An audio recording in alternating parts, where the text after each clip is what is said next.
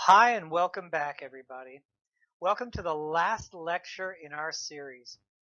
Fundamentally, in this lecture, we're going to talk about where did we come, why are we the way we are? Who are we as anatomically modern humans?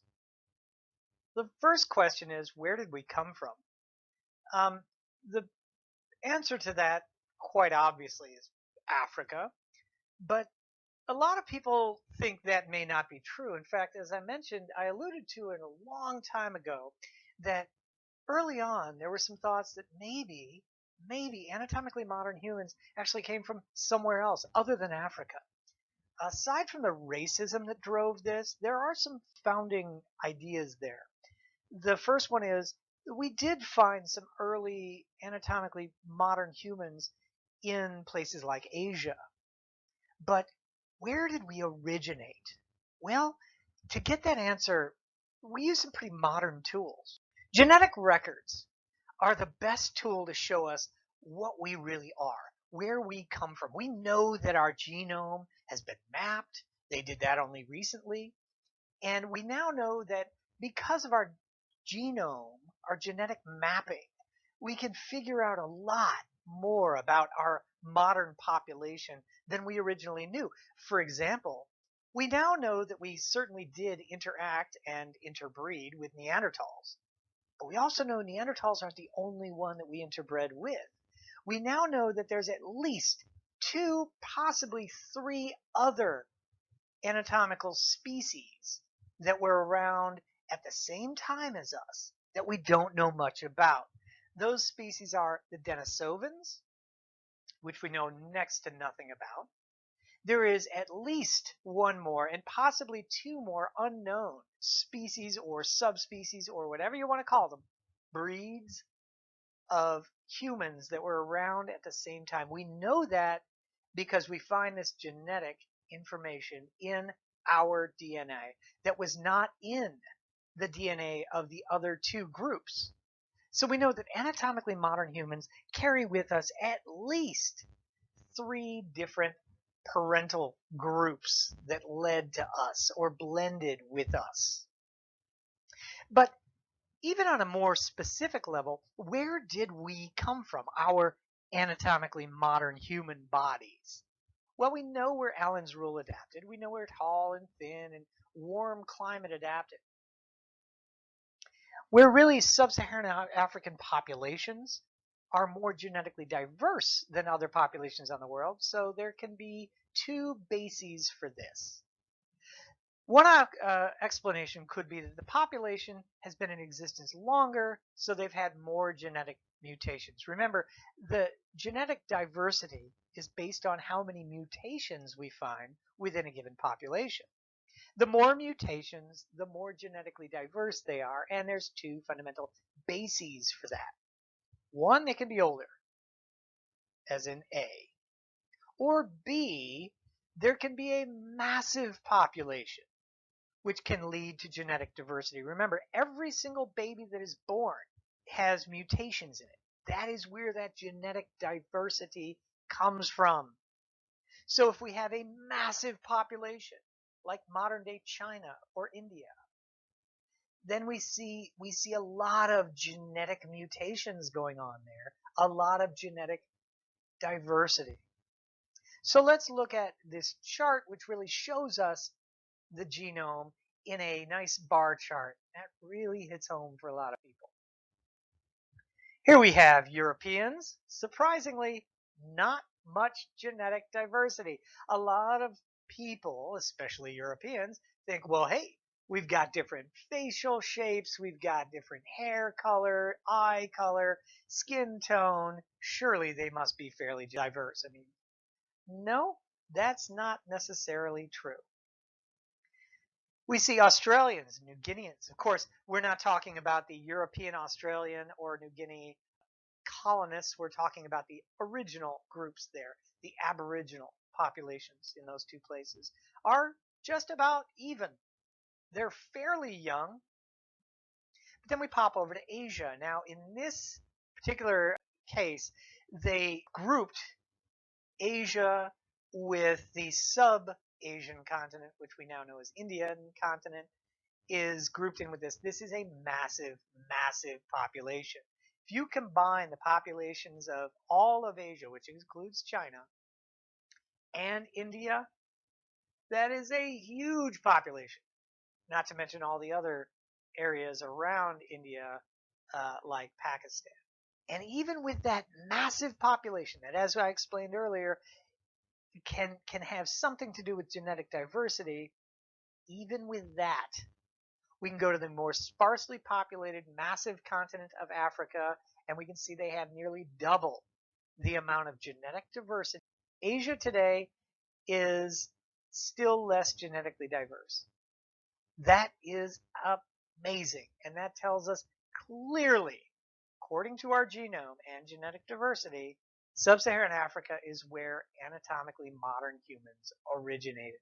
We were there so much longer than anywhere else on the planet that's where we see that genetic diversity built up over a long period of time. We're talking hundreds of thousands of years, probably about 300,000 years, give or take. So then the question comes in, when did we make it over to what's nowadays called the New World? That is the Americas. The population that came over to the Americas is a very interesting one. The Americas were populated relatively late. The reason for that is going to be fairly clear in a minute. But how did we get here? Where did we start? And where did we finish? Well, a lot of Europeans here in the United States think of, in fact, in the Americas, think that colonization came from east to west because that's the way the colonizers came. But in fact, it probably went from north to south, west to east, in that order. We know that in glacial maximums, that is when there's a ice age going on, we know that Beringia tends to form. Now, a couple of things happen. First of all, you guys are probably aware that Siberia, which is part of Russia, is very close to Alaska. In red, in this image, we have the modern day shorelines. And you can see that Alaska and Siberia come awfully close, right in the middle of the Bering Strait. Well, in ice ages, a lot of that ocean water is held up in the ice caps, the polar ice caps. So the sea levels drop, which would allow for a land corridor through there. But furthermore, when we have, being that Alaska and Siberia are close to those ice caps, when we have a lot of ice build up in the ice caps, we also tend to have ice filling in that area. So the question is, how did they get here to the Americas? They walked, probably over the Bering either land or ice bridge, doesn't matter. They were probably following game animals, living in a marginal area that is a ice sheet or tundra-like area. You're going to be hunting. And more than likely, about 10 to 20,000 years ago, anatomically modern humans went from Siberia across to Alaska and then made their way down through what is now modern day Canada, down into the United States, that is the western seaboard, all the way down Central and South America.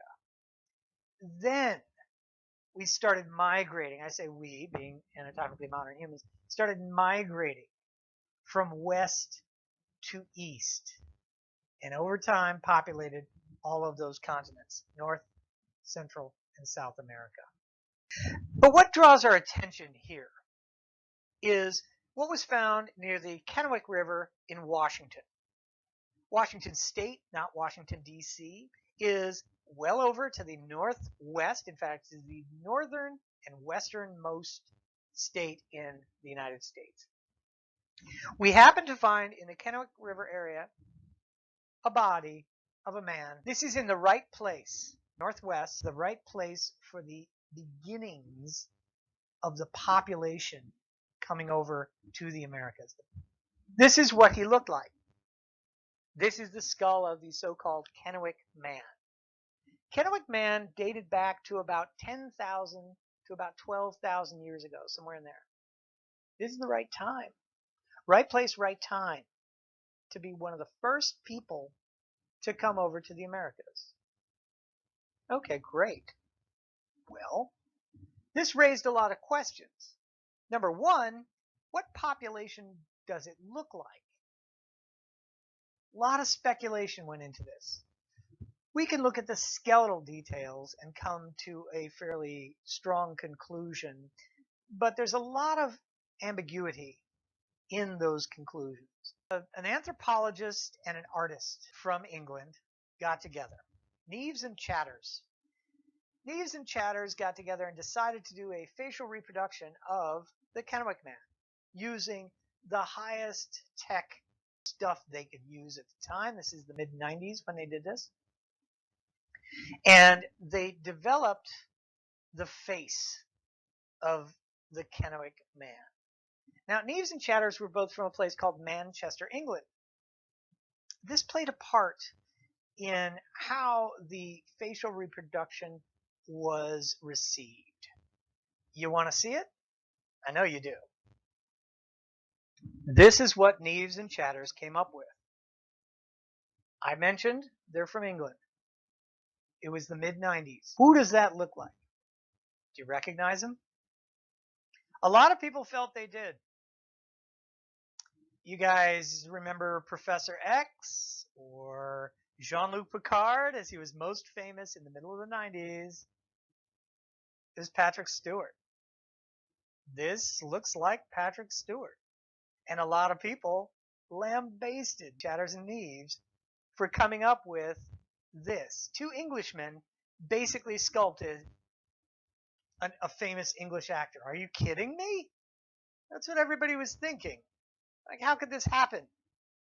How did these two Englishmen make one of the first Americans, who really should look like a Native American, to look like a British guy?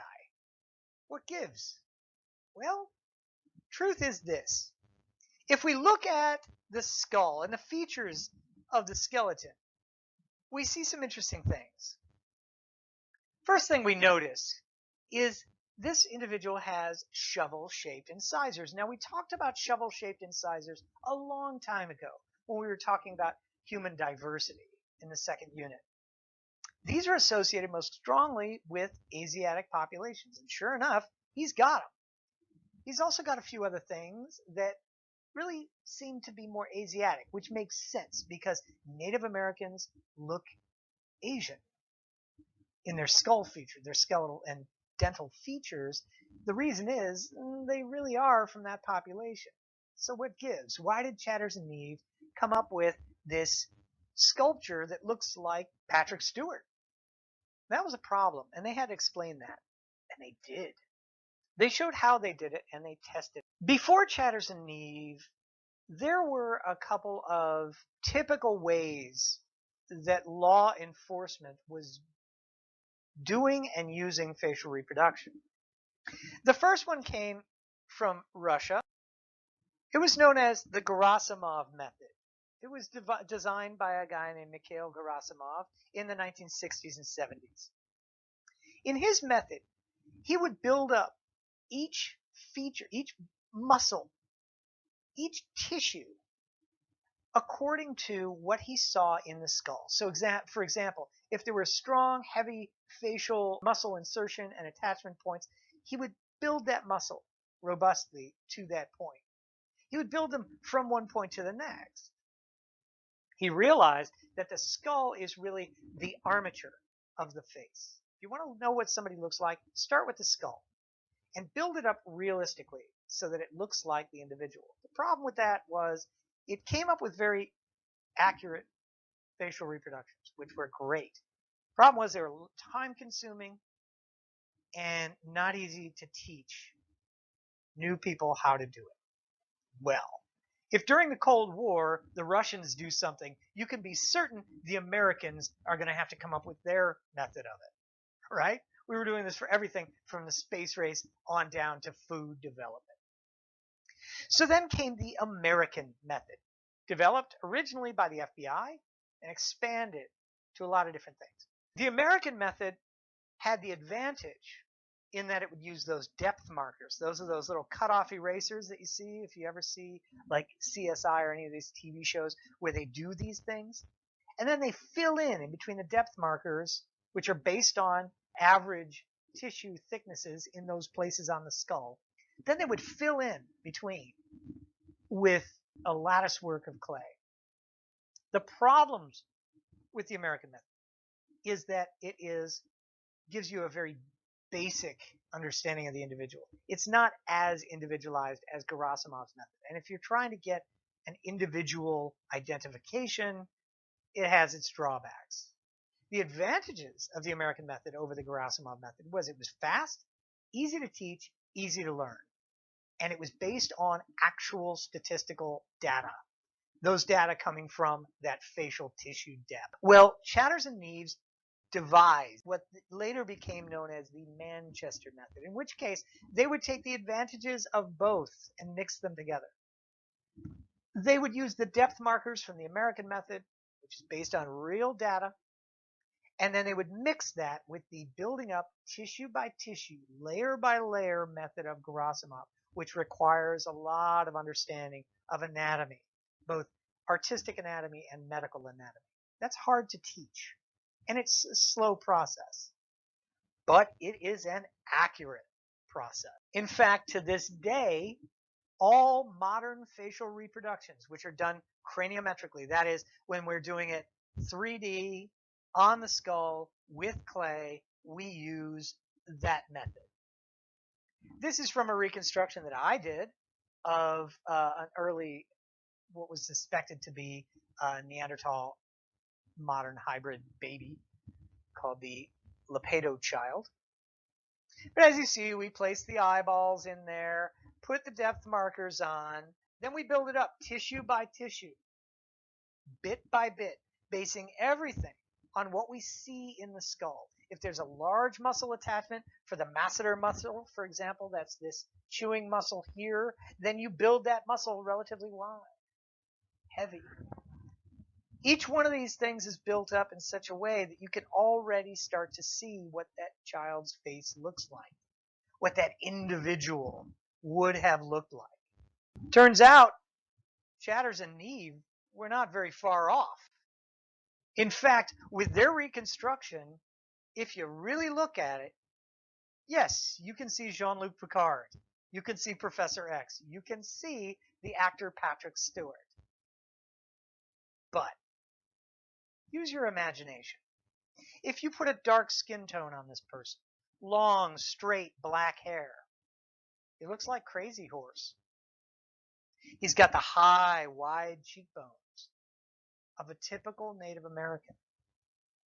You can also put a darker skin tone on this person, like a medium brown,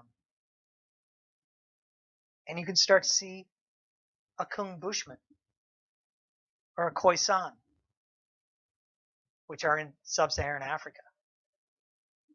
What's the point? The point is, these guys, this guy, Kennewick Man, was the ancestor to all of us. Kennewick Man is not that surprising. They look like they could literally be made into any race, any group, because they look like a mix of world populations, which is what they were. They're a very old population, not as old as what we would find in sub-Saharan Africa. By the way, those two Bushman tribes I just mentioned, the Khoisan and the Kung, are some of the oldest tribes in the world. In fact, those individuals carry more genetic diversity than any other population that's been tested around the world. They are the most genetically diverse, and again, they look kind of like ancestors of us all. This shouldn't surprise anybody. They've got features that look Asian. They've got features that look African, and they've got a couple of features that look like European. If you took a black and white picture and started throwing on different hair color, different hairstyles, and different things. That's the whole point. That's what we are. It's what we were And it's what we are. We're all this massive population. And yes, we're genetically mixed with things like Neanderthals and Denisovans and some other thing. All of us are. All of us are much closer related than we like to think. Throughout this course, I've brought you through as to how we do these things and why we do these things and what we understand by these things and where these things came from. Now, I hope that in your mind, you're putting all that together and realizing by the end of this course that you are a lot more than what you might have thought you were. We all think of ourselves as an individual and a special person and all these things. But you're actually quite closely related to every other person on the planet. Because you're all part of the same group, which is really kind of exciting. It's humbling, but it's also really cool. Congratulations, you've now finished my entire course for Anthro 101.